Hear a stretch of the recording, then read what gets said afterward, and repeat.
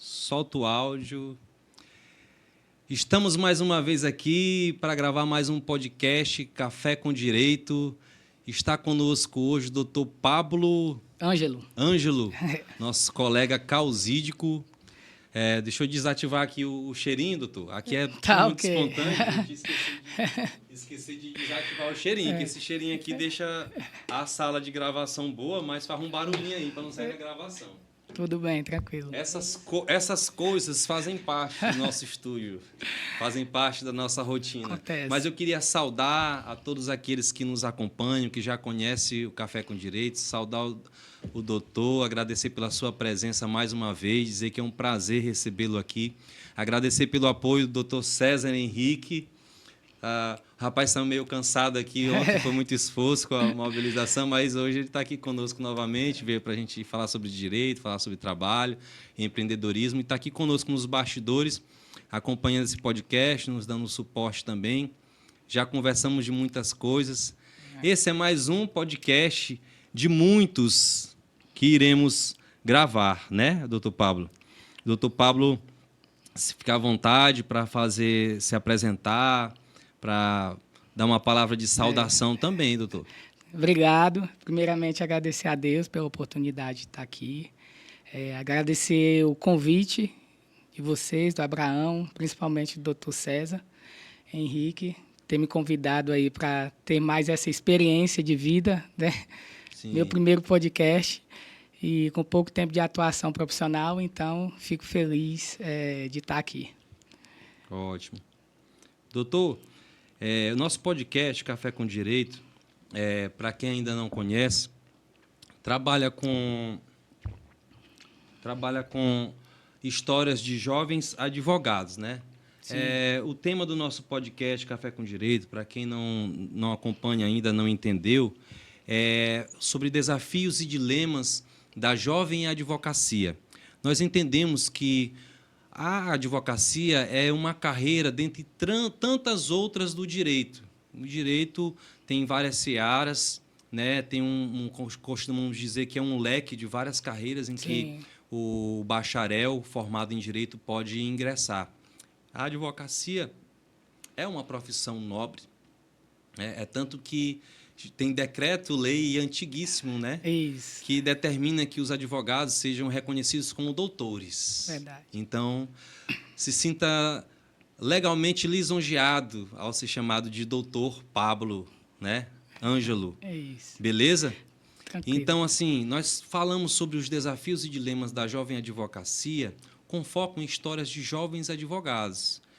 Você é um jovem advogado bem-sucedido, né? Tem a sua área específica, o seu nicho de atuação, mas hoje estamos aqui para conhecer um pouco da história do doutor Pablo, né? Desde a sua vida acadêmica até o seu ingresso na OAB, né? Através do concurso da Ordem dos Advogados do Brasil, que é um desafio. Isso. Né? E da história acadêmica, do início da sua história acadêmica até hoje, para se inserir no mercado de trabalho, você vivenciou desafios, experimentou dilemas que a própria profissão proporciona, né? São os aspectos positivos e os aspectos negativos. Correto. Né? Isso. E eu estou aqui fazendo um resumo daquilo que a gente sempre aborda no nosso podcast. Mas, especificamente, hoje, gostaríamos de conhecer a história do doutor Pablo. Como que o senhor se inseriu no meio jurídico? Foi por influência da família, de amigos? Como eu já perguntei aqui, né? Refrescando a memória, é um sonho de criança? Ou simplesmente você, ao longo do caminho do seu desenvolvimento, na sua adolescência para a juventude, você simplesmente viu alguém e disse assim, olha, eu quero seguir a profissão dessa pessoa. Nos conte sua história. Então, me apresentar aqui, eu me chamo Pablo Ângelo. Sou natural de Marabá, mas por muito tempo morei na cidade vizinha aqui próxima, Nova Ipixuna. Então, lá eu concluí meu ensino fundamental todo e, após isso, vim morar aqui em Marabá para concluir o ensino médio, né? Hoje, como advogado, eu atuo na área do direito imobiliário e a minha história, o direito ele sempre esteve presente na minha vida, né? Sou filho de pessoas que são efetivadas em cartório, então sempre tinha Tem uma história tinha, jurídica aí de família, né? Sempre tem uma questão jurídica, mas de início eu não tinha na minha cabeça ainda ser um advogado, né? Tanto que quando eu terminei o meu ensino médio e logo eu fiz Faculdade Federal lá do Tocantins, passei para Medicina Veterinária, olha a contradição. Passei para Medicina Veterinária na Federal de lá. Como meu irmão já morava lá e eu era novo, minha mãe falou, não, meu filho, vai, se caso você se não identificar com a profissão, você tranca e segue a profissão que você queira fazer. E assim eu fiz, concluí meu ensino médio aqui em Marabá, passei e fui morar em Araguaína, né? Então, aí começou a minha jornada acadêmica no curso de Medicina Veterinária então o doutor ainda. foi estudar Medicina Veterinária em Araguaína e só então Isso. decidiu mudar para Direito. Como foi essa história? De Medicina Veterinária para Direito tem quase que um abismo aí, né? Isso. Então, como era novo, eu comecei a cursar Medicina Veterinária. Até o primeiro período, tranquilo. Quando chegou no primeiro, segundo, chegou no terceiro, começou as práticas. Isso, nas minhas férias, eu voltei para a minha cidade e fui fazer um curso, né, em uma fazenda. Passei 5 dias lá nesse curso. E após esse curso eu voltei, eu falei, não é o que eu quero para a minha vida. Foi fazer uma prática numa fazenda. Numa prática. Meter, vamos dizer assim, em outras palavras, assim, meter a mão no cocô de vaca. Inseminação artificial, tudo, entendeu? Aí não sou literalmente, definitivamente não sou do campo. Na prática, eu percebi que não era o meu ramo para a vida ser médico veterinário. E quando eu decidi trancar, logo abriu as inscrições de um vestibular lá em Araguaína para Direito. Então, eu liguei para minha mãe e falei assim, abriu aqui o curso para Direito e eu pretendo fazer. Só que eu estudava numa faculdade federal, não pagava nada, entendeu? Era tudo gratuito, entendeu? E aí, a partir de então, começar a pagar uma faculdade particular, porque foi o que abriu logo as inscrições para fazer. E eu venho de uma família que moravam junto quatro irmãos e os 4 são formados em nível superior. Então, minha mãe e meu pai bancava tudo, entendeu? Porque federal você não tinha horário para trabalhar. A gente estudava de manhã e à tarde, e às vezes à noite, entendeu? Na faculdade. Então, não tinha como trabalhar e ajudar eles. Faculdade particular e ficou... Aí, de repente, foi um desafio, né? Isso. Aí, de repente, eu entrar numa faculdade particular, e ela falou assim, não, meu filho, faz que Deus vai dar um jeito. Ela me falou dessa forma. Deus vai providenciar. Vai prover, né? Isso. Então, eu tem uma história de fé também. Isso. Abriu as inscrições... Eu fiz a prova, passei e, assim, 2 meses depois eu já comecei a cursar o curso de Direito. E logo de lapada já é a inscrição e a matrícula, né? Já vem aquele baque, você falar assim, e agora? Como é que a gente vai fazer? Aí liguei para minha mãe, não, vamos dar um jeito, conseguimos dar um jeito ali, pagamos a primeira, a segunda. Quando chegou no 3º mês, eu vi a possibilidade de trabalhar, porque eu falei assim, poxa, eu estudo só à noite. Vou procurar um emprego, pelo menos, para me manter aqui, para pagar uma parte da mensalidade, ajudar minha mãe. Então, foi uma forma que eu achei de também desafogar um pouco ela, né? Sim. E as coisas também não eram como eu achava que era antes, que na Universidade Federal eu tinha mais regalia, sobrava mais dinheiro, já na faculdade particular eu já não tinha, né? Tem restaurante universitário? Tinha, depois de muito tempo teve o restaurante universitário. Da sua época não... Isso, entendeu? Não tinha restaurante universitário? Não. Veio ter já quando eu saí no 3º período, que era um valor até baixo, morava entendeu? Com amigos? Morava com meu irmão. Aí depois passei... Era estudante também? Isso, depois hoje passei... Era formado? Hoje ele é formado em engenharia florestal, que é o Vinícius. Tinha esse amigo aí, era um parceiro, né? Aí depois esse meu irmão foi para Gurupi e a minha irmã foi para Araguaína morar comigo para cursar uma faculdade também.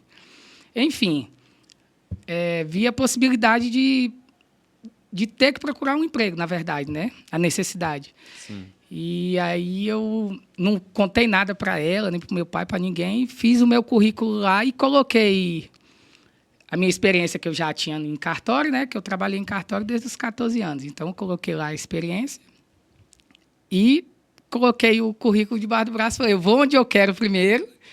Se não der certo, eu vejo outra possibilidade, que aí eram os cartórios. Já entendeu? conhecia uma realidade de cartorário, Isso, né? O entendeu? trabalho, como é que funciona. Já tinha experiência. O lugar onde tem mais burocracia do mundo. Nem sempre assim. Não vou defender. Tô brincando, só para descontrair. Tranquilo. Mas aí foi onde tu achou que era mais viável, deu certo? Isso, entendeu? Aí, essa história é até engraçada. Eu coloquei no currículo o nome lá da cartorária, que é minha mãe, e o contato, só que eu não tinha dito para ela nada. Fui no primeiro cartório, primeiro ofício, lembro até hoje. Fui no primeiro ofício, conversei com o tabelião, tranquilo, ficou aquela conversa de que vai ligar, retornar. Fui no outro cartório abaixo, que lá tem 2 cartórios, segundo ofício. Lá eu conheci uma das pessoas que me ajudaram muito quando eu morei em Araguaína. Tenho muita gratidão por ela, que é a dona Iracema, que ela é a tabeliã de lá. Tem o doutor Maurício e a Iracema. Lá, a doutora Iracema me chamou na sala para entrevista, fiz a entrevista, entreguei o currículo, ela falou assim, meu filho, aguarda lá fora que eu vou já te chamar. E eu lá fora, esperando. Nisso, ela ligou para lá para o cartório, aí começou a explicar que tinha uma pessoa lá que estava procurando emprego, isso, aquilo, e minha mãe respondendo. Aí, quando chegou do meio para o fim, minha mãe não aguentou. Aí falou assim, doutora, na verdade, quem está aí é meu filho. Aí ela falou, é seu filho? Você é meu filho que está aí. E ele não me contou nada, que iria procurar trabalho. Eu falei assim, então tá bom, então. E eu lá fora, sem saber de nada. Bacana. Aí elas conversaram e me chamou. Ela, Pablo, faz favor aqui. Aí entrei na sala, só ela assim. Aí ela olhou para mim e falou assim, eu vou te contratar hoje por causa de uma situação. Tu chegou aqui para me pedir emprego, mas não disse nada relacionado a pai, a cartório, nada. Mas eu liguei no contato lá. Tua mãe, inicialmente, ela não quis falar, mas do meio para o fim ela falou que era tua mãe. E, então, por causa da tua humildade, eu vou te contratar. Amanhã tu pode trazer a carteira para assinar. Já vai começar a trabalhar. Maravilha. Aí eu comecei meu primeiro emprego mesmo, fora de casa, assim, em cartório, entendeu? Foi quando eu trabalhei os 5 anos da minha faculdade no cartório de lá. E por isso que eu falo dívida de gratidão, porque a doutora Iracema me ajudou em várias situações lá, profissional. Então, extrajudicial, isso, nativamente, entendeu? Né? É com o doutor, então, extrajudicial. Isso. Por isso que eu levanto a bandeira do extrajudicial, justamente por isso. Top, entendeu? Top. As oportunidades te conduziram a já seguir por um nicho, né, doutor? Isso, mas até então eu não visava isso, entendeu? Por isso que com o tempo, a experiência, você vai... Então, concluí meu ensino superior lá em Araguaína. Aí concluí lá e vim para Marabá. Quando eu cheguei em Marabá, tinha acabado do tabelião daqui ter assumido a serventia daqui de Marabá, entendeu? Que é o primeiro ofício de notas e registro de imóveis. E eu falei assim, olha, vou já lá conversar. Né? Fui lá conversar com o doutor Marcos, que hoje é o tabelião lá também. Tenho muita dívida de gratidão também. Agradeço muito a ele que me ajudou e ajuda até hoje também. Sempre solicito quando eu vou lá, que eu tenho alguma dúvida jurídica ou não. Até dúvida mesmo da vida, ele já me auxiliou. E tive uma conversa com ele e, a partir de então, já comecei a trabalhar com ele. Antes de assumir o cartório, eu entrei com ele, fiz todo o inventário da recepção de uma serventia para outra com ele, né? Fiz o inventário junto com a filha dele. Desafio, né? Todo o inventário, olhar todos os livros, tudo, entendeu? Para ele receber. Paulo, a gente sempre, quando os nossos colegas vêm aqui contar da sua trajetória de faculdade, sem querer te interromper, a gente pergunta dos mitos da vida acadêmica. Todo colega aqui lembra de algum mito da vida acadêmica. Tem algum mito de quando você ingressou no direito, relacionado à sua vida acadêmica? Que nem eu já comentei com você anteriormente. Tem pessoas que entram na faculdade de Direito, eu vou fazer Direito porque eu quero ser juiz, ou já pensando numa carreira, ou então tem pessoas que ingressam na faculdade de Direito por falta de conhecimento, diz assim, vou me formar em advocacia. Sim. Ninguém se forma em advocacia. É A verdade. vida e o exercício da advocacia é que nos formam advogados. A gente Isso. faz um concurso para ingressar no quadro da OAB e aprende a advogar advogando, Isso. né? Mas todo estudante de direito carrega consigo vários mitos. Por exemplo, eu costumo perguntar aqui sobre a fase inicial da faculdade. Comumente, as pessoas que ingressam na faculdade de Direito, de cara, não começam a estudar matéria legislativa. Isso, geralmente as introdutórias, são né? matérias Isso, introdutórias, às vezes relacionadas a conhecimentos de outras áreas, Isso. né, que não necessariamente são relacionados no direito, sociologia, psicologia, filosofia. A história do direito não é bem direito, mas é história. Português jurídico. Português jurídico. E aí os acadêmicos perguntam assim, gente, quando é que a gente vai estudar Vai mesmo começar direito, a lei, né? Quando é que a gente vai estudar direito de Isso, verdade? Com você, foi assim? Tem alguma história peculiar desse período? Eu não sei se minha turma foi um pouco diferente das demais, porque muitas pessoas falavam que se passar o primeiro e o segundo período, você vai concluir o curso. Se conseguir vencer os primeiros períodos? O primeiro período você consegue. E a maior abstenção assim, de alunos é no início, que aí vão desistindo e tudo. Na minha turma, salvo engano, tinha 50 alunos, a turma inicial. Ingressou 50. Foi. Ingressaram fechou 50, fechou, salvo engano, com 35. Então, se for olhar a abstenção aí, foi mínima, entendeu? Foi pouca. Durante 5 anos, entendeu? A evasão foi pequena. Isso. E desses que formaram, a grande maioria advoga. Top, hein? Entendeu? Então, assim, um mito que eu acho que eu ouvi muito no início é eu vou formar para seguir uma carreira de concurso público. Porque na minha turma não foi tanto isso. A maioria são hoje advogados, trabalham como advogados. Na tua faculdade de Direito era um curso noturno, né? Isso. Você trabalhou no cartório, trabalhava durante o dia e estudava à noite. Isso. Curso noturno, geralmente, boa parte do quadro de alunos, de acadêmicos, é de pessoas que trabalham e estudam. Eu cheguei a fazer faculdade um período como estudante profissional, né? Durante a tarde, tudo. Depois eu migrei de instituição e passei a buscar emprego para trabalhar durante o dia, estudar à noite, né? Até porque eu também estudei em instituição particular também e a demanda financeira é muito grande. Mas exato. O que eu queria te perguntar na nossa trajetória de vida tem coisas assim que a gente enfrenta, que é comum de todos os colegas. Por exemplo, a pressão para passar na OAB. Né? Você se forma em um curso de Direito como um bacharel e se pergunta, e agora? E agora? O que eu vou fazer na minha... No teu caso, tu já perdeu tempo. Eu digo, eu vou trabalhar. Mas tem uma história no meio. Não quero ficar parado. Mas você chegou a sentir essa pressão de eu tenho que me formar e tenho que passar na OAB imediatamente, porque obrigatoriamente eu preciso ser advogado para mostrar para a sociedade que eu fiz bem uma faculdade? Sim. Tem isso?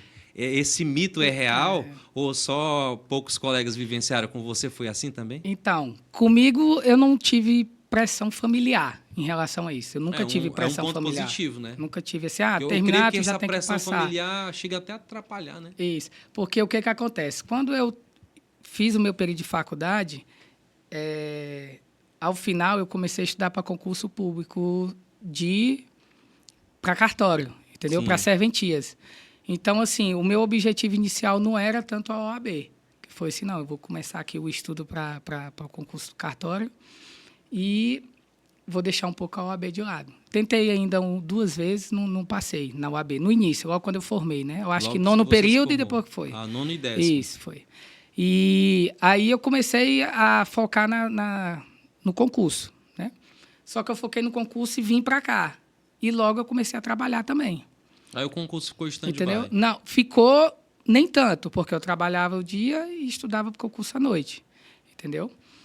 E a OAB ficou um pouco de lado nesse sentido. Entendeu?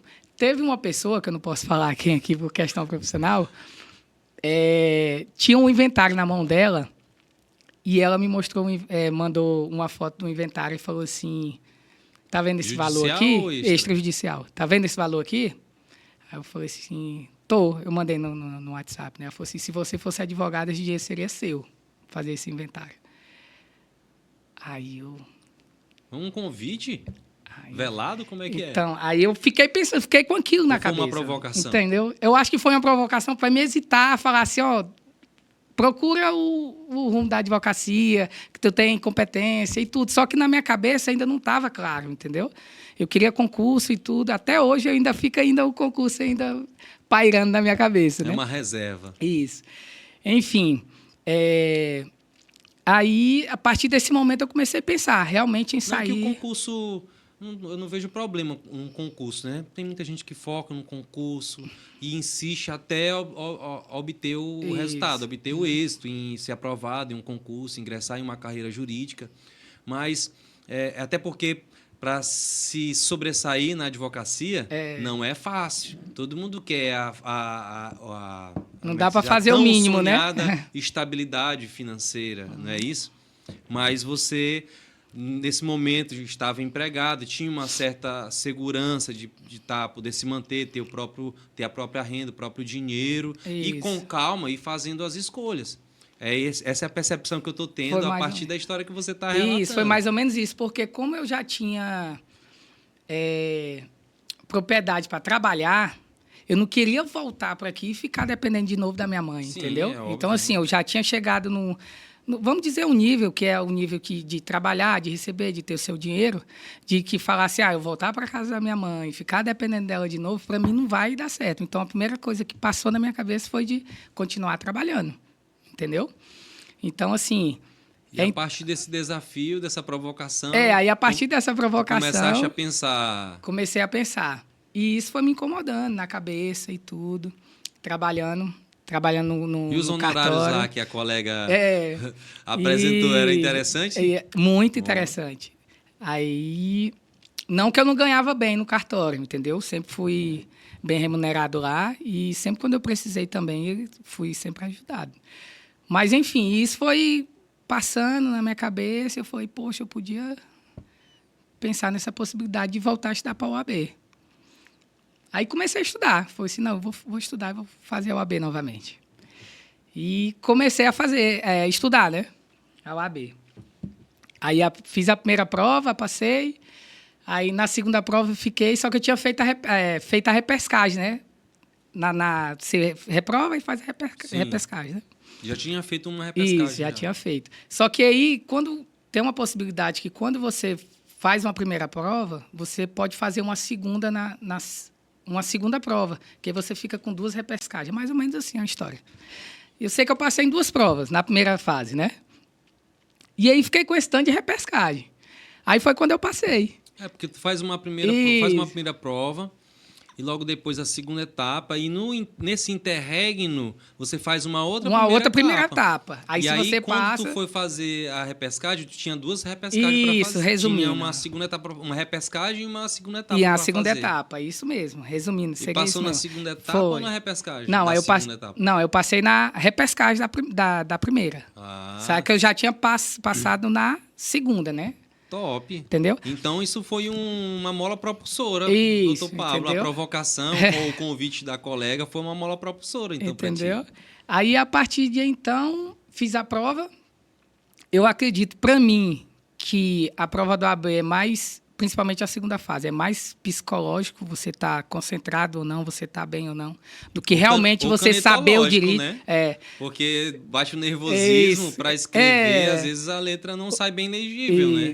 E você realmente sabe, tem um saber jurídico, sabe responder no momento ali nervoso, acaba que... Isso, é um dos fatores que mais interfere, né? Isso, que mais interfere. Você vê a colega saindo chorando, que fez a peça errada. Só eu sei quanto teoria desse para manter a mão firme e terminar a peça. E o curso de Direito ele tem essa diferença dos demais cursos. Ter essa prova para você realmente atuar profissionalmente. É uma prova de aptidão, entendeu? Não é um exame de proficiência, né? Isso não quer dizer que a pessoa que necessariamente é aprovada no OAB, ela é uma pessoa especial. Porque é um concurso difícil. É um desafio para quem ingressa no meio jurídico, no ramo jurídico, né, do conhecimento, se forma em direito. Ingressar no OAB não é tão simples. Passar na prova do OAB, fazer não é só como um concurso qualquer. Logo que a diferença dos demais concursos, você tem concorrentes. Na OAB, você é seu próprio concorrente, você concorre com você mesmo, independente de quem está fazendo o OAB, você precisa obter a nota necessária na primeira etapa para ser aprovado e na segunda etapa também. E depois fazer o requerimento, juntar todos os documentos, formar o dossiê e pedir para ser aceito e inscrito no quadro de advogados, né? Receber sua credencial. É uma trajetória. Essa trajetória não acontece da noite para o dia. E essa trajetória... Nesse intervalo de tempo em que você decide ingressar na advocacia, que você se prepara para fazer o OAB, você enfrenta desafios. Por exemplo, o desafio de quem trabalha durante o dia e estuda, encontrava tempo. Que horas? Estudava de madrugada? Estudava nos intervalos do almoço? Alguma estratégia você desenvolveu. Eu costumo perguntar para os colegas qual é a estratégia. Foi fácil para você passar no OAB? Que estratégia que você desenvolveu? Eu até fiz propaganda aqui com os colegas já do Gran Concurso. Eu já falei de uma estratégia que eu desenvolvi, que é véspera de prova, fazer a revisão do meu curso. Entendeu? Outros colegas já falaram aqui de uma estratégia para enfrentar esse desafio do concurso da OAB, de um método chamado Vícios de um Estudante. Foi esse que eu fiz. Tá aí, ó, mais um, gente aí aprovado na OAB, que Ana aderiu Clara, o nome dela. Ana Clara, que aderiu ao método da doutora Ana Clara, se ela é advogada, né? Passou na OAB, eu creio que ela deve ter desenvolvido esse método para passar na OAB, né? E hoje abençoa muitos estudantes, bacharéis, pessoas que seguem esse método e obtêm êxito e são aprovadas na OAB. Isso. Eu acredito que estudo é o que você se encaixa naquela forma de você absorver o conteúdo. Por exemplo, tem gente que consegue estudar escrevendo só. Tem gente que não, só de ouvir ele já entende, entendeu? A minha memória é auditiva, eu gosto de ver e ouvir. Então, o método anotar alguma coisa, fazer algum resumo, responder exercícios. Então, o método dela foi de resposta, de responder questões. Prático, então, prático. Isso, para mim, que trabalhava o dia todo e ter que estudar, para mim seria mais prático e eu conseguia assimilar melhor, entendeu? Só de questões.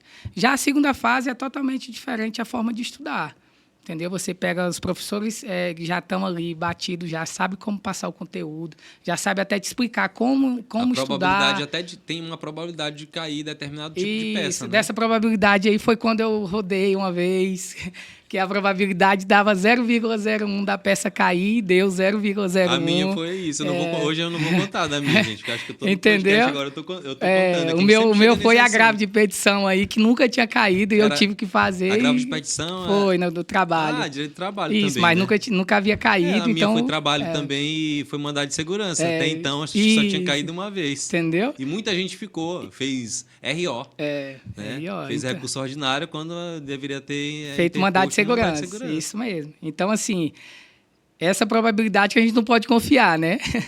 Então, o meu estudo para o OAB agora foi bem pesado, sabe? Assim, porque trabalhava durante o dia e estudava à noite. Então, chegava dia que 3 horas da manhã eu estava estudando para acordar às 7 para ir trabalhar, às 6h30 para ir trabalhar.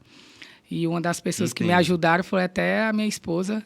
Obrigado, amor, Driele, que foi uma companheira assim que me ajudou muito nesse processo, entendeu? Porque eu senti dor de estômago por estar ansioso, entendeu? Muito a minha esposa pelo apoio também, porque foi entendeu? Foi pesado. Foi neura, foi nervoso. Porque as pessoas ouvem você falando, imagina, que nada. Mas cada pessoa tem uma trajetória, entendeu? A pressão da autocobrança. Isso. Porque quando você se propõe a fazer algo, você não quer a porta fechada, você não quer o resultado da reprovação.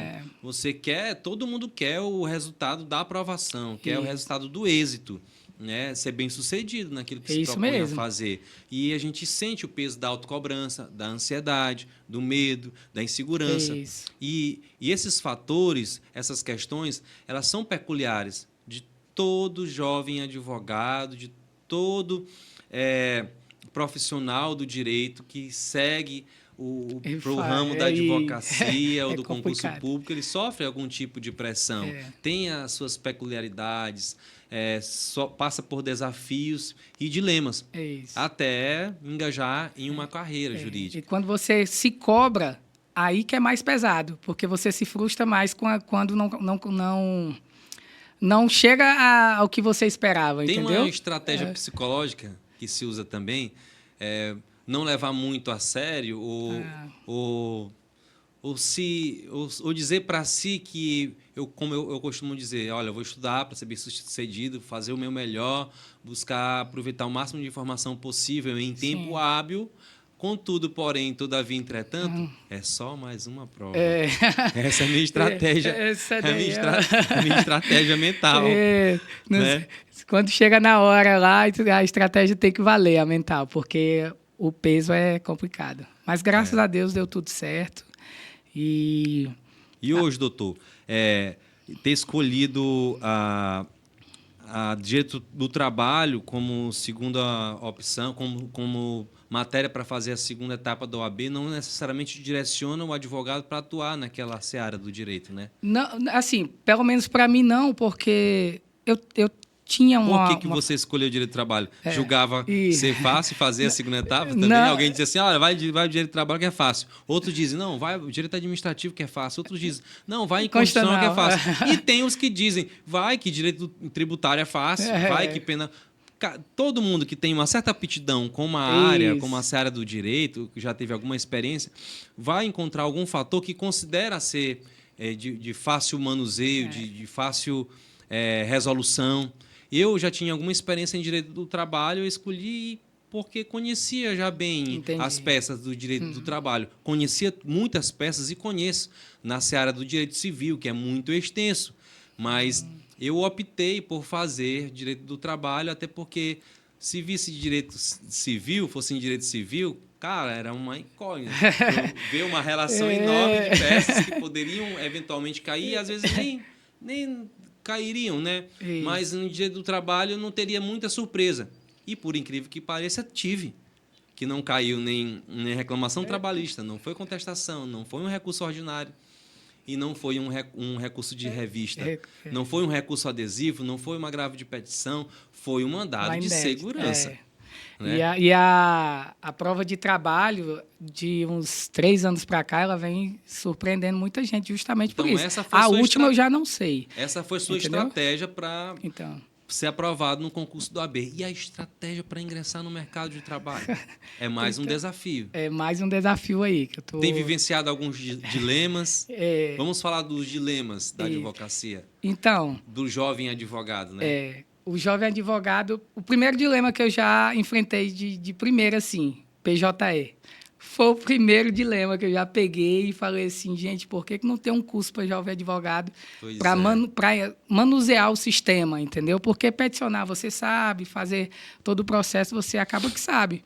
Mas o sistema em si tem uma dificuldade, entendeu? Então, eu senti um pouquinho assim de ter assim um aparato em relação a isso, entendeu? Não é só uma plataforma digital, o PJE. Não é, entendeu? Tem algumas coisas relacionadas ao PJE, inclusive até comentei contigo sobre o projeto da COJAD, né, da Comissão da Jovem Advocacia em Marabá, em criar uma cartilha digital com todas essas questões relacionadas ao manuseio do PJE, para fazer o primeiro acesso, para acessar também quem ingressa na seara do direito criminal, o primeiro atendimento a um cliente custodiado. Porque o que acontece? Para fazer o cadastro lá no sistema lá de segurança pública, né, do estado do Pará.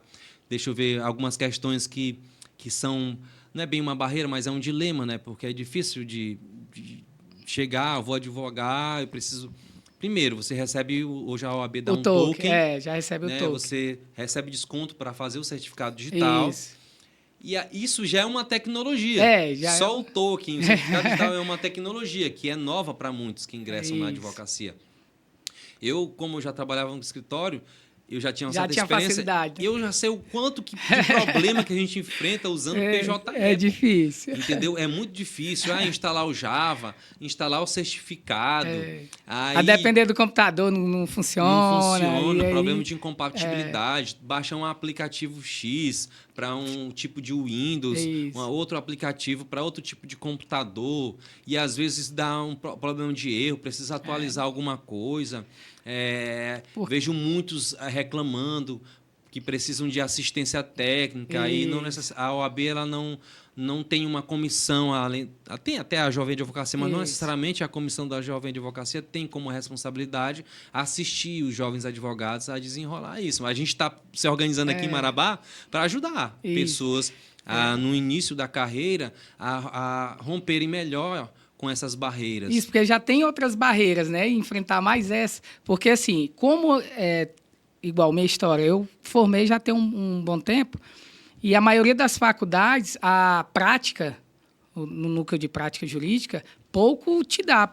Primeiro, pelo espaço de tempo. Você, às vezes, tem só um semestre de prática jurídica, 2 semestres, entendeu? Então, você sai da faculdade e você não sabe manusear direito, às vezes, o PJE, entendeu? Lá não era PJE, aí aqui já é. Entendeu? Uma coisa é fazer a petiçãozinha, quadradinha para o concurso da UAB. Outra coisa é peticionar no dia a dia. Você falou da cartilha, eu lembrei que eu cheguei até a comentar numa reunião que teve lá na UAB, comentei com o Genésio ainda, em relação a essa dificuldade. Foi esse Genésio, eu estou tendo dificuldade com o PJE, de baixar e tudo. E eu acredito que outro jovem advogado deve ter essa mesma dificuldade. Todos, aí ele até comentou, estamos pensando de fazer falou até de uma cartilha também, de como tem um projeto pequenos vídeos, digital, né? Eu acredito que seja mais ou menos isso. A gente começou esse semestre a confeccionar essa cartilha digital. Mas iria ajudar muito. E não é fácil confeccionar essa cartilha digital. Eu acredito. Eu convidei os colegas a virem aqui, porque não é só fazer um vídeo com um celular, filmando uma tela de um computador. Tem gente pensando numa qualidade, oferecer algo que seja sucinto e objetivo e que tenha uma qualidade audiovisual também. Você já imaginou alguém com um vídeo caseiro ali que você mal consegue tem a qualidade, ouvir direito, ou uma imagem ruim? Ninguém tem interesse em ver esses tipos de tutoriais. Alguns tribunais, o próprio tribunal, tem tutoriais de como manusear. A do PJE não lembro se tem algum, mas de outros tribunais que usam, por exemplo, EPROC, né? Que é um sistema de processos eletrônicos judiciais, eles têm lá no Tocantins alguns tutoriais. O Tocantins usa EPROC, né? Santa EPROC, Catarina usa EPROC, não sei se São Paulo, se EPROC é outro, não lembro o nome. Entendeu? Mas é muito difícil, cara. Essas ferramentas hoje que a realidade da advocacia que está relacionado a esses meios digitais requer uma posterior formação à faculdade, né? Entendeu? A própria OAB, ela proporciona seminários, proporciona conferências, tem a ESA, né, que ministra cursos profissionalizantes de pós-graduação, né, de extensão. Enfim, a advocacia, ela traz consigo muitas coisas boas, mas tem seus desafios e dilemas. E o teu segundo dilema, além do PJE, tem mais algum dilema, algum desafio que você lembra, que queira comentar conosco? Primeiro porque, como eu formei em Araguaína, o meu ciclo de advogados profissionais, a maioria são de lá, né?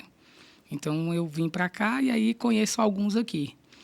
E esse pouco período que eu estou advogando, pelo menos para mim, eu sinto um pouco de dificuldade porque a gente atende várias demandas. Não tem como abraçar tudo. Isso, não tem como abraçar tudo. Até porque, se você quer abraçar tudo, você não entrega um serviço de qualidade para o cliente. Até porque, pela sua experiência também no extrajudicial, na história de trabalhar no meio cartorário, te proporciona um arcabouço de conhecimento nessa área, que também está relacionado a direito civil, sucessões, mas recebe outras demandas. E a gente que está atrás de clientes quer ganhar dinheiro, quer sobreviver da advocacia. E não dá para abraçar tudo. Não dá para abraçar tudo. Mas o que acontece? Hoje o cliente ele vem atrás de uma demanda criminal para mim. E eu não tenho parceiro, entendeu? De criminal. Entendeu? Isso eu estou falando em relação à jovem advocacia, falando minha história. É um dilema, entendeu? Realmente é um dilema. Então, eu não tenho nenhum parceiro hoje para falar, eu tenho confiança nessa pessoa aqui e ela vai conduzir o processo e eu vou Tive do um lado. insight agora aqui. Entendeu? Um insight de uma máxima agora. Bem-aventurado é o jovem advogado que tem seus parceiros. É isso mesmo. E assim, seus bons parceiros e leais, né? E assim, como eu estou iniciando agora, e certo que ninguém sabe de tudo, entendeu? Mas hoje o cliente vem com a demanda criminal, mas amanhã ele pode vir querer regularizar um imóvel dele, ele pode vir querer fazer um inventário, entendeu? Então, assim, não quer dizer que eu vou deixar o cliente para lá porque não é minha área. E também não quer dizer que eu vou pegar para resolver e eu não dou, entendeu? Né? Então, aí é onde entra as parcerias. E essa rede da advocacia jovem é que eu sinto um pouquinho de falta, entendeu? De estar aqui e falar assim, se precisar disso, precisar daquilo, entendeu? E assim, eu sou... Onde eu tô com dúvida, vem cá, mando mensagem. Já tô pegando amizade com alguns advogados, então... Agora tem a Carvalho Advocacia, o Café com Direito. Entendeu? Então, assim, é bom ter, entendeu? Né? E isso é bom construir essas pontes. De parceiros, que a gente fazer esse network. Quando você entra nesse meio da advocacia, você, vou ter um escritório, recebe demandas, começa a peticionar, pensar em direito, estudar direito, gerir processos. Acaba que você fica com um tempo reduzido para vivenciar outras experiências. Isso mesmo. Como a experiência de interagir com outros advogados. Entendeu? Não é fácil, mas é preciso, eu creio que é preciso a gente estar unidos nesse propósito, estar atentos, né? Para um ajudar o outro. E até uma dica para os... Não somos adversários nem concorrentes. Isso. Até uma dica para os experientes, né? Olha para os jovens advogados aí, que às vezes eles podem te dar um retorno que nem você imagina, entendeu? E tá todo mundo na luta aí para trabalhar e tem espaço para todo mundo, né?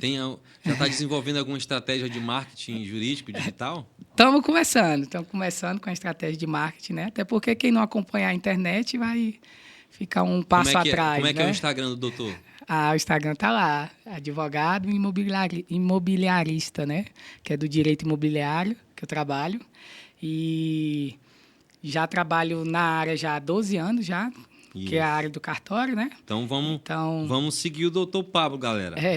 Doutor Pablo Ângelo, imobiliarista, né? Isso. A gente vai estar publicando aí uns cortes de podcast aí, tá marcando ele, fazendo collab e pedindo pra galera seguir também. Quem estiver nos assistindo aí, o Café com Direito, já vai lá no Instagram, procurar lá a página do doutor Pablo para conhecer um pouco mais dos serviços que ele tem oferecido, da área em que ele atua como expert.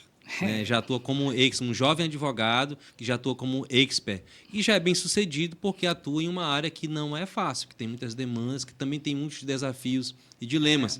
E dentro dessa área imobiliarista, conte-nos os causos e seus dilemas que o senhor tem vivenciado ultimamente. Tem muito, né? Então, como eu cheguei nesse nicho? Porque por ter trabalhado já há tanto tempo em cartório, eu vi em Marabá a necessidade de ter um profissional que resolva essas demandas, entendeu? Principalmente profissionais que se mostrem nessa área e falar assim, eu sou advogado de direito imobiliário, eu trabalho nesse ramo, eu regularizo seu imóvel com segurança jurídica, que é o que está lá no meu Instagram, entendeu? Então, assim, eu senti essa falta. E é uma área que eu já tenho E quando você divulga seu trabalho nas redes sociais, surgem pessoas que entram em contato lá, você deixa o seu Instagram lá na bio, e as pessoas entram em contato e falam assim, doutor, queria tirar uma dúvida. Sempre.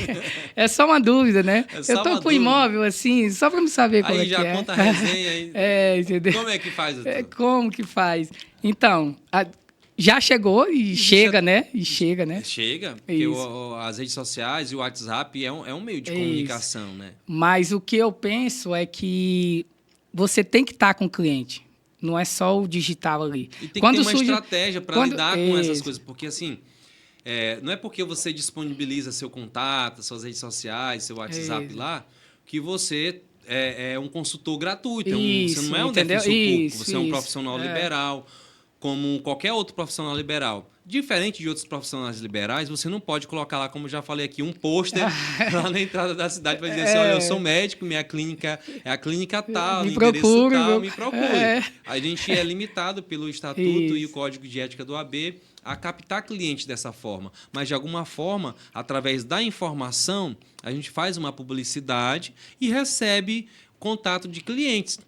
E a gente precisa também saber lidar com essas situações. A pessoa querer que você já dedicar uma consultoria e os honorários. Isso. Qual a Como estratégia que a faz? gente desenvolve para... Não é que a gente vá dar consultoria gratuita. Para a gente não dar consultoria gratuita, mas para a gente não perder o cliente. Pra gente não infringir tem uma o forma código. que a gente conversa com o cliente e fala assim, olha, eu trabalho com direito imobiliário, que bom que você chegou até aqui. Tem essa? Ou você usa alguma IA? Não, né? Quem responde sou eu mesmo. Não tem nenhuma IA, não, né? E, na maioria das vezes, eu marco reunião com o cliente já, porque... Uma coisa é conversar pelo WhatsApp, né? E quando você você percebe no WhatsApp se vai vingar. Isso, mais ou menos, entendeu? Você percebe assim. Pelo tipo de demanda, né? Informação que o cliente traz. Então, na maioria das vezes a gente marca uma reunião e lá já trata todas porque o que acontece? Não sei se é em toda a área. No direito imobiliário, o cliente ele chega e falando: eu quero regularizar esse imóvel aqui, mas tem toda a documentação. Quando você vai pegar a documentação, não tem nada que comprove posse, não tem nada que comprove nada, entendeu? Então, o documento é um recibo. Isso. E se você cobrar sem analisar... Então a pessoa diz assim, como já ouvi por aí, eu tenho uma chácara. Aí tu vais ver o que é a chácara, é a beira de rio, né? É terra de marinha. É isso, doutor? Terra de marinha. Nem dele Fala pra gente como é que é isso, dentro da regularização fundiária, do direito de propriedade, que as pessoas entenderem o que pode ser regularizado, como é que o doutor trabalha, algumas dicas que você pode estar dando para a gente agora oportunamente sobre como você atua na área, como você tem lidado com isso, né? Então, como eu estava dizendo em relação ao nicho, eu senti essa falta de profissionais da área e, além disso, o extrajudicial... Tem a experiência do cartório, já sabe toda a documentação, a exigência do Código de Normas, tudo, entendeu? Para registrar os imóveis. Isso. Então, a lei... Sabe da burocracia financeira do cartório. Mesmo. Mas, assim, o extrajudicial, ele desenvolveu muito, entendeu? Com o passar do tempo, eu acredito que nos próximos 5 anos, a questão extrajudicial ela vai aumentar muito a demanda. Tanto que provimentos, lei que está vindo aí, ele pende para o extrajudicial, justamente porque a gente já conhece, né, que o judiciário está lá cheio de litígio, e no extrajudicial a gente trata problemas, entendeu? A gente resolve problemas. E quando está em litígio, na maioria das vezes, a gente não consegue tratar no extrajudicial. Então, no extrajudicial, alguns dos serviços que podem ser feitos no extrajudicial hoje, nós temos aí o uso capião, entendeu? Isso, uma modalidade nova. Assim, nova no extra, porque no judicial já tinha, né? Então, nós temos uma nova, que você comentou, nós temos a adjudicação compulsória, entendeu? Que é uma nova, saiu do forno agora, entendeu? São possibilidades de você transferir o imóvel sem a necessidade da pessoa. A adjudicação parcial também é relativamente nova, né? Isso, a adjudicação, entendeu? Parcial, né? Isso. Então, você consegue fazer no cartório coisas que anteriormente era só o judicial. E, entre outras, o divórcio, saiu uma nova agora, um provimento, que é o divórcio pode ser feito, mesmo com incapazes, pode ser feito extrajudicial, desde que a questão de alimentos e guarda tenha sido já discutida no judicial. Não necessariamente por ter uma demanda de alimentos, ter direitos de menores envolvidos, não é vedado fazer extrajudicial. Não é vedado mais, desde que as demandas de alimentos e guarda estejam resolvidas. Então, o que a gente percebe... Na área de sucessões também, né? Na área de sucessão, que a gente vai para inventário, entendeu? Né? Inventário extrajudicial. Então, você percebe que a cada dia mais a lei ela vem trazendo atos que são hoje só jurídico, judicial, e vem para o extrajudicial. Tanto que no início era falado desjudicialização dos processos, entendeu? Só que já caiu meio que em desuso esse nome, porque desjudicialização dá a ideia de que vai sair do jurídico e agora só resolve no extrajudicial, jeito, né? entendeu? Tá mais Porque isso. Porque se for levar o pé da letra ali do português, desde o prefixo os negando, são né? os mesmos. Isso. Mas o legislador ele está facultando as partes envolvidas em um litígio, por exemplo, a resolver de forma mais célere. E quando você faculta as partes a resolver, você está extrajudicialização, entendeu? Então, assim, tem um pouco de diferença e hoje, atualmente, é mais usado extrajudicialização dos atos que são feitos aí. Tem algumas coisas que nos últimos anos também têm tornado a nossa vida como advogado um pouco melhor, né? Em relação ao extrajudicial, a serviços cartorários. Por exemplo, outro dia eu fui no cartório buscar uma certidão e a moça falou assim, o senhor já conhece o site dos registradores? É isso, eu tenho... Aí hoje, passa lá seu cadastro. Aí ela falou assim, olha, por aqui vai demorar. Pelo site dos registradores, o senhor obtém mais rápido a certidão. horas. Eu digo, poxa... Isso aí é interessante. É interessante, isso, né? Porque antes você só conseguiria emitir a certidão no cartório. Você teria que ir lá... Uma certidão de inteiro teor, isso, o prazo de 5 dias e aguardar. Já hoje... certidão negativa de ônus ou de inteiro teor. E hoje você já consegue pedir na internet, entendeu? Outro dia também, doutor Pablo, um dos tabeliões aqui desse cartório aqui, qual é o do Michels? Sim. A gente teve uma palestra lá com a tabeliã, esqueci o nome agora. Elaine. A doutora Elaine, ela falando sobre a certificação digital, né, de poder assinar documentos em outros cartórios de outras comarcas, de outros estados. Isso. Né? Essa questão de certificado digital é até interessante, eu cheguei até a comentar na rede social, que você consegue fazer a maioria dos atos extrajudicial do cartório através dessa certificação notarizada, que eles chamam, né? Que é a certificação feita no cartório, né? Então, já mudou aquilo lá. Se quiser, por exemplo, assinar uma escritura né, em outro estado, eu posso fazer através da certificação. Através da certificação do e-notariado. Semana passada mesmo, a gente fez um divórcio, eles estavam na França e os dois assinaram da França. Eles tinham domicílio aqui, né? Foram embora para a França, casaram em 2018. E usaram o e-notariado para assinar. E usaram o e-notariado, entendeu? É de casamento ou divórcio? Divórcio. Eles casaram em 2018 e resolveram divorciar agora, entendeu? Então, assim, muita coisa que o que era antes, ele teria que ir na embaixada, no consulado brasileiro, na embaixada brasileira lá, fazer uma procuração, mandar até chegar aqui para fazer o divórcio, entendeu? Às vezes o prazo até passava de 30 dias, 90 dias. Eu tô lembrando aqui, né, desses causos, esses dilemas da advocacia. No início, acho que de tudo, sempre é um pouco mais difícil, né? Até você engrenar, você enganjar ali, ter sua própria carteira de clientes. A gente passa por vamos dizer assim, um período de transição um pouco difícil, mas sempre surge aqueles clientes assim que o próprio cliente é um desafio, né? Tem cliente. Como você já tem recebido assim, tem aparecido esses clientes desafios? Esse cliente aqui é o cliente desafio, na maioria das vezes. Mas é o cliente. Doutor, não tem como lhe pagar. Você aceita um porco, uma galinha? Um novilho? Na verdade, até o momento eu não achei um ainda. Regularização fundiária que o doutor atua necessariamente urbano, rural, abrange todas Então, regularização a gente atua no urbano e no rural. Tá? A gente está atuando nos dois. O que é mais fácil? Urbano, rural, não tem diferença? Não é que é o mais fácil. Que é menos burocrático. Menos burocrático, urbano, né? A depender também. Depende do tipo de como está regularizando, também, né? Entendeu? E de como foi adquirido. Então, tem várias coisas que devem ser levadas em consideração aí na aquisição do imóvel, entendeu? Mas a gente atua tanto no urbano como no rural também. E, além disso, a gente, como foi dito, trabalha com sucessão, porque, querendo ou não, na maioria das vezes, o João lá em 1990 morreu e nunca transferiu o imóvel. Então, você tem que fazer um inventário alguma das vezes, a depender da situação. Então, você junta ali a sucessão, inventário e faz a regularização do imóvel, entendeu? Eu tenho um imóvel para regularizar. Pois agora. Vamos para regularizar aqui. Vamos regularizar. Fazer uma consulta gratuita aqui com o doutor Pablo, aqui aproveitar, vamos descontrair. Estou brincando. Mas, na verdade, a gente valoriza os colegas. Toda a área tem seus desafios e dilemas. Não é fácil advogar, mas é importante que a gente esteja levando essas informações para as pessoas saberem como que a gente atua profissionalmente, né? Como que se dá o nosso trabalho. A gente não é fácil lidar com muitas questões.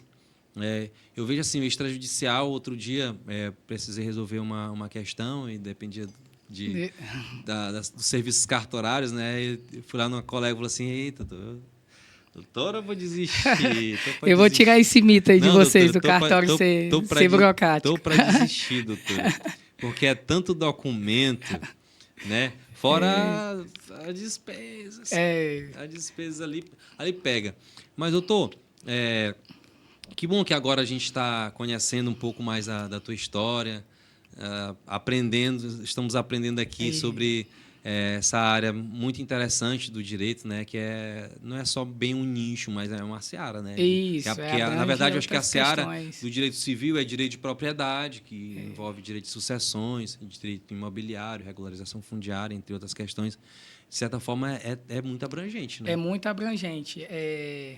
E uma coisa, às vezes, é interligada à outra, né? Como eu acabei de dizer para você. Às vezes, até direito de família a gente faz, entendeu? Porque o João lá é separado da Maria, mas não foi feito o divórcio, entendeu? E já estão separados de corpos há 10 anos. Então, assim, vivem em uma união estável, Isso. agora estão separados, entendeu? Precisam resolver como vão fazer a partilha, fazer a partilha e agora. Entendeu? Então, assim, isso. Tem coisa um caminho extrajudicial para essa situação, né? Isso, não, mas sim, tem sim. E é isso que o extrajudicial ele traz, entendeu? Porque hoje, a última pesquisa que eu olhei, no Brasil, tem mais ou menos 50% dos imóveis irregulares no Brasil. Então, desde questões fiscais como questões de regulamentação mesmo, de estar registrado, de ter registro, entendeu?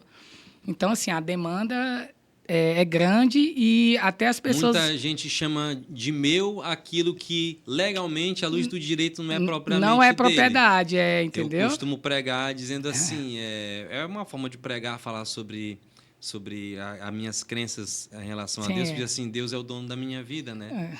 Então, eu moro de aluguel, o meu corpo é meu, a minha vida não é propriamente minha, né? Eu estou aqui, mas o dono que detém o domínio da minha vida é Deus. Então, eu tenho o direito de posse somente. Tem essa diferença, isso, né? As pessoas não entendem. Chamam de meu aquilo que não é propriamente dela ou dele, porque não tem a escritura de domínio. Isso, não tem público, escritura, né? E nem registro, né? E quem não registrar não é dono, né? Então, assim, na maioria das vezes ele tem só a posse e não tem a propriedade. De registro, né? Isso. E na maioria das vezes ele tem a posse, mas não tem a propriedade. E só vai descobrir isso lá depois de 10 anos. Como eu lembrei aqui agora há pouco, a gente estava comentando aí sobre o direito de propriedade. Diz que é meu, eu tenho um documento aqui. Vai ver, é um recibo. Entendeu? Tem muito isso, né? Outro dia, eu estive lá no... E que pode ajudar o recibo na adjudicação compulsória já, viu? Ajuda, tem que ter cuidado com os recibos aí. Doutor Pablo, eu estive lá no departamento da prefeitura, que é o SDU, né? Secretaria de Desenvolvimento Urbano, para obter alguma informação sobre esse trabalho que o doutor está destrinchando aí, está explicando aqui para nós. E aí eu estive conversando com um servidor, né? E o servidor é um dos servidores públicos mais antigos de Marabá, né? Se não da prefeitura. E, cara, foi uma aula de história e direito ao mesmo tempo, né? De como era anteriormente, até a gente está hoje da forma bem organizado, de casos, de problemas que ocorreram, né, nesse interregno entre a regularização do sistema de regularização, vamos dizer assim, né? Porque até um tempo atrás as pessoas faziam de qualquer forma, ou até mesmo existem casos de fraude, de forjar documentos. Isso. E quem trabalha com regularização fundiária tem que conscientizar o cliente que não tem um jeitinho para isso. Tem um cuidado. Né? Não tem um jeitinho para isso. Existe a legislação, né? E entre a legislação e o direito de propriedade existe a necessidade de obter registro e escrituração, que é através do cartório. Né? E uma simples transferência hoje ela pode trazer prejuízo para o cliente. Vou contar um caso aqui de um cliente que comprou um imóvel e na matrícula do imóvel não estava averbado a casa ainda. Esse imóvel era de um valor alto e ele comprou o imóvel, mas não lembrou que teria que averbar a casa, porque ele tinha um financiamento, queria fazer um financiamento, iria comprar, fazer um financiamento. E o banco exige que o imóvel esteja averbado. Só que ele fez a negociação e não lembrou da averbação da matrícula, que tem que ser feita. Ou seja, teria que averbar na matrícula do imóvel a construção para depois transferir para ele, porque senão as questões fiscais e todos os gastos iam recair nele. Um imóvel que só tinha a escritura do lote, não estava aberto. E, na verdade, no contrato, tinha a casa. Só que na escritura só tinha um imóvel, entendeu? Então, para ele depois, futuramente, fazer, ele ia gastar, então, cerca lá de 10, 15 mil, contando todas as taxas. Então, assim... Tem solução para isso. Então, assim, ele nos procurou e ele iria pagar, e só não pagou porque a gente conseguiu e explicou para ele. Falou assim, se já que você está comprando uma casa, tem que averbar, o vendedor averba a casa e te entrega o imóvel certinho, tudo correto, ok, né? Entendeu? Então, são coisas assim que ele iria pagar ITBI, ISS, ESQN, declarar para a Receita, entendeu? Essa construção. Isso é crucial, entendeu? A assistência jurídica de um advogado especialista, para que a pessoa também evite problemas. Isso, então, assim, a gente meio que trabalha para evitar justamente esses problemas que, na maioria das vezes, parece simples. É uma simples transferência. Não é, né? Mas, por trás, tem toda uma questão fiscal que talvez possa lhe dar problema futuro, entendeu? No meu caso, como eu lhe falei, que tem uma questão de regularização fundiária, eu teria que fazer o inventário dos meus avós, inventário dos meus pais, para transferir o imóvel para mim, né? Tem um bem de herança. É verdade. Todos morreram, eu sou o remanescente da minha família, né? E tenho mais uma irmã. Mas, enfim... Tem como resolver. Tem como resolver. Tem. Aí, doutor Pablo, é um prazer te receber aqui, cara. Que bate-papo gostoso. Que bom. Espero que... Eu que agradeço. A gente não pode entregar tudo, né? Espero que te receber novamente aqui, oportunamente, a gente esteja falando sobre outros assuntos pertinentes a direito imobiliário. São muitas demandas. Sim. De repente, a gente está pensando em quadros, né? Aqui é um trabalho que está em desenvolvimento. O trabalho está em construção, né? O podcast... A gente não sabe o futuro. A gente sabe que a gente precisava começar isso. A gente precisava... Eu estava carregando uma certa angústia. Poxa, eu preciso falar de direito, cara. Eu amo falar de direito. Se deixasse, a gente ficava aqui horas e horas só falando disso. Verdade. Porque cada vez que a gente... entrei nem na questão profissional ainda. Vamos deixar para outro quadro. Cada vez que a gente toca no assunto, que você fala de algo pertinente a essa questão, a essa matéria, eu lembro de alguma coisa. Vem... alguma lembrança, alguma informação para a gente criar uma ponte para a gente falar de outro assunto, né, cara? É interessante. Por exemplo, quando você falou da necessidade de averbação, eu lembrei de uma situação aqui, de uma demanda em que o casal estava separado, eram casados civilmente, mas se separaram, constituíram uma nova família cada um, para um lado, construir uma nova família, e o bem os bens que precisavam ser partilhados, né? Por exemplo, o bem de maior valor, né? que era um imóvel, uma edificação, né? Que virou um ponto comercial, não estava averbado na matrícula. Tá vendo? Existia o lote que havia sido averbado, adquirido no decorrer do casamento civil, né? Em regime de comunhão parcial, mas o imóvel a ser partilhado não estava averbado. Então, a gente poderia falar de um caso. Isso, entendeu? Das nuances de casos assim, que são comuns. Comuns, né? Até a sociedade entender que o imóvel, quando ele é regularizado, quando eu falo regularizado, de fato, registrado, que seu imóvel vai valorizar, entendeu? Sim. Que você pode dar seu imóvel em garantia, entre outras ocasiões que você pode aí usar. A sociedade não tem muito conhecimento em relação a isso. Eles faz um contrato de compra e venda e está tudo certo, entendeu? Sim. E, na maioria das vezes, eles estão deixando de valorizar seu imóvel para uma futura venda e não sabe. E, quando for regularizar, vai ter mais gasto ainda, justamente pela demora, pela informação que não tem, entendeu? Aí é complicado.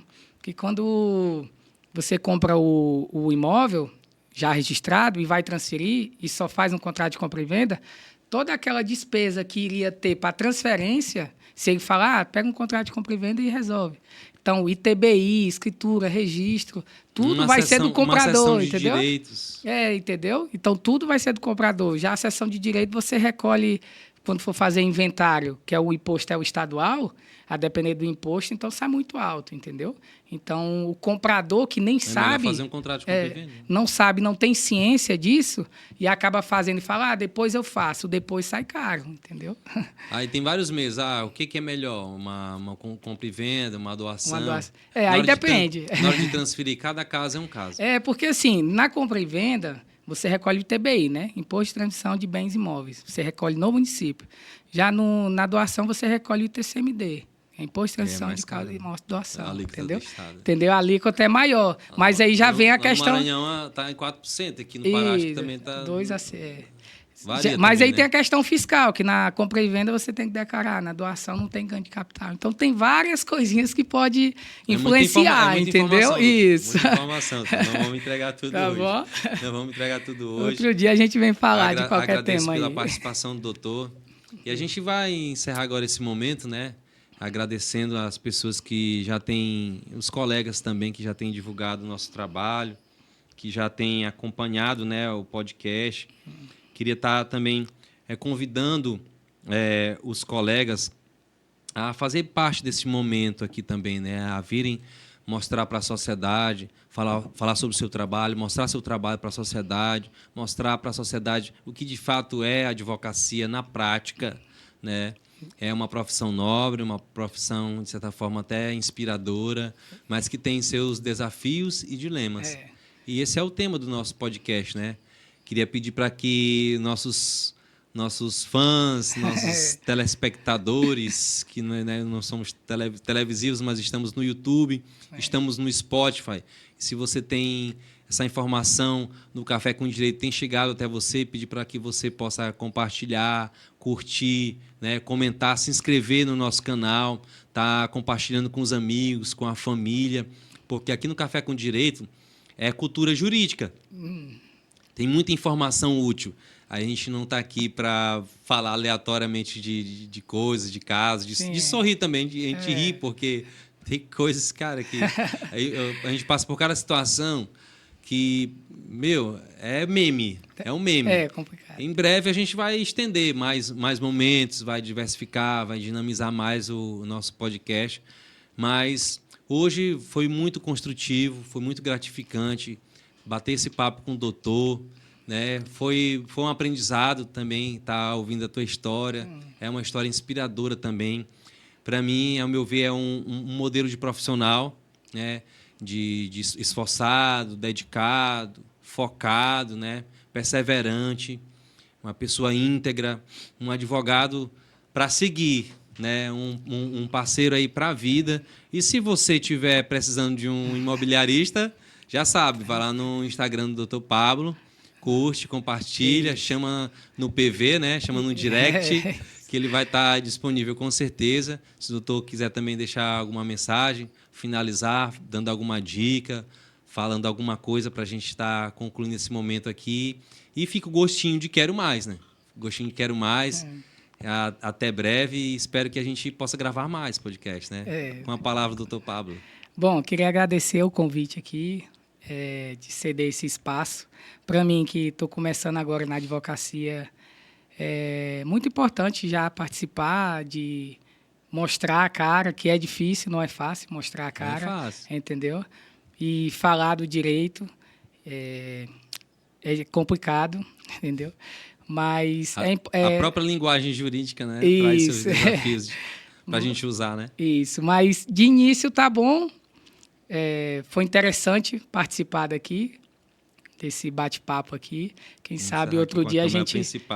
quem sabe outro dia a gente vem aí falar de algum tema específico, se der tudo certo. E agradecer você, Abraão, agradecer o César pelo todo o jeito aqui para me colocar na câmera, senta e tudo, porque não é fácil. Agora já está mais tranquilo, né? Que já passou. Pode contar com o nosso suporte também, profissional, né? Que esse trabalho também é uma iniciativa da nossa produtora, né? da LA Produções. Sim, é e interessante. tecnologias, né? A gente está também buscando se aprimorar nessa área da tecnologia, do audiovisual, até para a gente fomentar o nosso próprio trabalho, né? Isso, e dar voz, Que é né? muito difícil. Exatamente. E dar voz para aos... quem está começando hoje, porque para você, cada um tem sua história, né? E não dá para medir a minha régua com a régua de outro. E Claro. para a gente ter voz aqui agora, de início, é interessante e eu gostei de participar. Muito obrigado pelo convite. Meu querido. Até a próxima. Valeu, foi bom viu? demais. Gente, até a próxima. Café com Direito é uma iniciativa da Carvalho Advocacia, Abrão Neto Advocacia Especializada. Siga a gente também lá no nosso Instagram, lá que a gente fala sobre direito do consumidor e todas as nuances relacionadas ao direito de indenização, que é um nicho que a gente atua também. E até a próxima. Um abraço a todos. Até mais. A garganta chega, secou. Começou a pegar o ritmo, começou a ficar mais confortável.